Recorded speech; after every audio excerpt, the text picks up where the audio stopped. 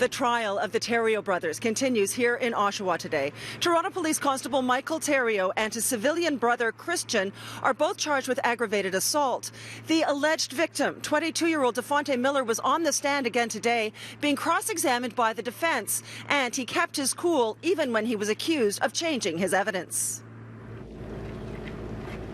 Dafonte Miller was 19 when he lost his eye from what the prosecution alleges was a vicious beating with a metal pipe at the hands of the Theriault brothers in 2016. Yesterday, Dafonte gave his version of events. Today, it's Michael Theriault's lawyer, Michael Lacey's turn. He spent much of the day asking questions about seemingly small details about that December night in order to show inconsistencies in Dafonte's account. The most dramatic contradiction is when Dafonte was shown a picture of a pair of black gloves that were found at the scene. Lacey asks him repeatedly about them. Dafonte repeatedly says he's never seen them before and they're not his. Then Lacey informs him that his DNA is inside them, and the probability that it is not his DNA or someone in his family's is 1 in 440 quadrillion. Dafonte says he doesn't know how that could be possible because they're not his.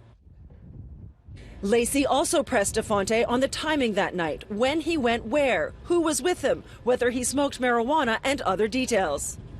When Dafonte told him today that he did smoke marijuana that night, Lacey told him that he had testified under oath at the preliminary hearing that he did not. Dafonte said he definitely did, and it was when he and his two buddies went to his friend Noble's house.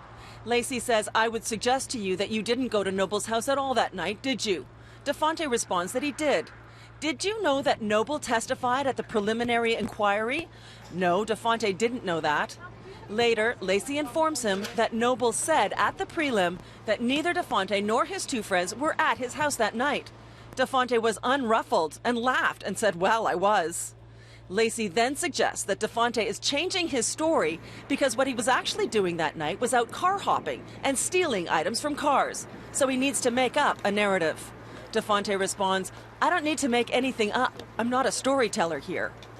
Dafonte Miller expressed some exasperation with Michael Lacey's line of questioning at times today, saying he feels like he's expected to remember every word he has spoken in the last 3 years, meaning that if he gets a few things wrong here and there, it doesn't mean he's lying. Lacey's cross continues tomorrow.